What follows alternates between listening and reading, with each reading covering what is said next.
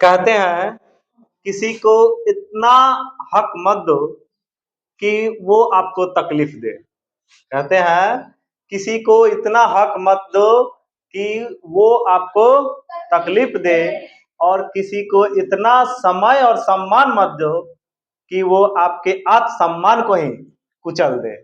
तो आइए इसी के साथ हम जानते हैं अग्नाशय के बारे में। किसके बारे में? अग्नाशय के बारे में। ठीक है, तो अग्नाशय क्या होता है? तो अमाशय के ठीक नीचे। कहाँ होता है ये? अमाशय के ठीक नीचे तथा ग्रहणी को घिरे एक पीले रंग की ग्रंथि होती है। तो यहाँ से एक क्वेश्चन बनेगा कि बताइए अग्नाशय जो है वह किस रंग की ग्रंथि होती है? किस रंग की ग्रंथि होती है? पीले रंग की। अग्नाशय किस रंग की ग्रंथि होती है? पीले रंग की। किसके नीचे होती है? अमाशय के। किसके नीचे होती है? अमाशय के नीचे होती है। ठीक है, ग्रंथि होती है जिसे अग्नाशय कहते हैं। जिसे क्या कहते हैं? अग्नाशय कहते हैं। अब ये अग्नाशय से एक प्रकार का रस स्राव होता है। इससे एक प्रकार का रस स्राव होता है जिसके बारे में आगे लिखाया गया है कि अग्नाशय से कौन कौन से रस स्राव होता है। तो अग्नाशय रस में क्या क्या होता है? ट्रिप्सिन होता है। क्या होता है? ट्रिप्सिन होता है। अग्नाशय रस में क्या होता है? ट्रिप्सिन होता है। ठीक है, ट्रिप्सिन होता है। उसके बाद होता है एमाइलेस। क्या होता है? एमाइलेस। उसके बाद होता है लाइपेस। क्या होता है? लाइपेस। ठीक है, उसके बाद न्यूक्लियस नामक जो होते हैं क्या पाए जाते हैं? एंजाइम्स पाए जाते हैं। और एंजाइम का काम क्या होता है? भोजन को पचाना। अगर एंजाइम हमारे शरीर से नहीं निकलेगा तो भोजन नहीं पच पाएगा। इसीलिए जितना एंजाइम है ट्रिप्सिन, एमाइलेस, लाइपेस, न्यूक्लियस नामक जो एंजाइम होते हैं ये भोजन को पचाने में सहायता करते हैं।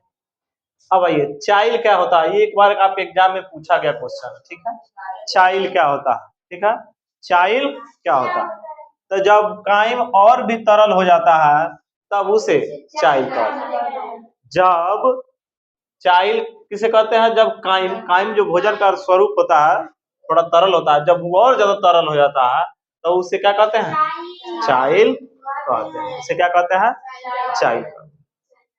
नोट में देखिएगा, चाइल के पचे हुए भोजन का अवशोषण इलियम के बिलाई द्वारा होता है। कई बार क्वेश्चन बता है, इसलिए बता है ताकि कई बार एग्जाम में पूछा गया क्वेश्चन है। ये पूछा जाता है कि भोजन जो होता है उसका पाचन होता है, पाचन का अवशोषण जो होता है वो किसके द्वारा होता है? इलियम के बिलाई द्वारा होता है, और ये खून में हमारे जाकर मिल जाता है। आगे आइएगा, अब जानते हैं बड़ी आंत। किसके बारे में? बड़ी आंत के बारे में। छोटी आंत के बाद आहार नाल का अगला भाग बड़ी आंत में खुलती है। छोटी आंत के बाद कहाँ खुलता है? बड़ी आंत में खुलती है। और बड़ी आंत के दो भाग होते हैं, एक होता है कोलम और एक होता है मलाशय या रेक्टम। ठीक है, अब ये छोटी आंत एवं बड़ी आंत के जोड़ पर ये VVI क्वेश्चन है। ठीक है, ये बहुत इंपॉर्टेंट क्वेश्चन है। छोटी आंत एवं बड़ी आंत के जोड़ पर एक नली होती है, उसे क्या कहते हैं जी? उसे कहते हैं सीकम। उसे क्या कहते हैं? सीकम। मान के चलिए कि ये छोटी आंत है और यहाँ से बड़ी आंत बन रही है। ठीक है, और ये दोनों एक दूसरे से मिल रही है। तो मिलने के बाद इस पर एक नली होता है, इस नली का नाम दिया गया है क्या? सीकम। क्या नाम दिया गया है? सीकम नाम दिया गया। चलिए, सीकम के शीर्ष पर एक अंगुली जैसी रचना होती है। सीकम के शीर्ष पर कैसी रचना होती है? एक अंगुली जैसी रचना होती है, जिसका एक सिरा क्या होता है? बंद होता है। उसका एक सिरा जो होता है वो क्या होता है? बंद होता है। उसे क्या कहते हैं? तो उसका नाम है अपेंडिक्स। उसका नाम क्या है? अपेंडिक्स। उसका सिरा बंद होता है, लेकिन खाने के क्रम में मान लीजिए कभी हम छोटे छोटे कण कभी खा जाते हैं, पत्थर का या अन्य किसी चीज का, अगर मान लीजिए कि इस रास्ते से गुजरता है, यहाँ पर सिरा तो इसका बंद होता है, लेकिन इस सिरवा का ऊपर से गुजरता है और बगल में यहाँ से भोजन के बगल में ये कण है, अर्थात जो पत्थर है या टुकड़ा है, ये कण कभी कभी सिरा बंद होता है, लेकिन ज्यादा प्रेशर की वजह से कभी कभी ये अपेंडिक्स में जाकर समा जाता है। अपेंडिक्स के अंदर समा जाता है। तो समाने के बाद क्या होगा, इसमें घाव होने लगेगा, धीरे धीरे दर्द उठाएगा। अपेंडिक्स में क्या होने लगेगा, दर्द होने लगेगा, और यह दर्द कभी कभी आवश्यकता से अधिक हो जाएगा, आप रोने लगेगा, इतना ज्यादा दर्द करेगा, तो उसमें घाव बनेगा। अगर ये फट गया तो फटने के बाद जिस व्यक्ति में है उस व्यक्ति को यह मार देगा। अपेंडिक्स अगर फटा तो फटने के बाद उस व्यक्ति की मौत हो जाएगी। तो इसीलिए जब भी आपके दाहिने साइड और दर्द ज्यादा हो तो समझिए कि अपेंडिक्स है। क्या है, अपेंडिक्स है। अगर लंबा दर्द हो रहा है तो आपके पेट में लंबा दाहिने साइड ज्यादा लंबा दर्द हो रहा है तो अपेंडिक्स की खतरा रहता है। किसकी खतरा रहता है, अपेंडिक्स की। तो इसलिए उसमें मैं आपको जांच करानी चाहिए, और इसका दर्द बहुत ज्यादा होता है, बर्दाश्त से बाहर होता है इसका दर्द, इतना ज्यादा दर्द करता है। तो इसलिए अब चूंकि अब इसका ऑपरेशन करके जिसका कभी ऑपरेशन होता है तो उसको शरीर से काट कर इसके निकाल दिया जाता है। अच्छा, अपेंडिक्स का हमारे शरीर में कोई कार्य नहीं।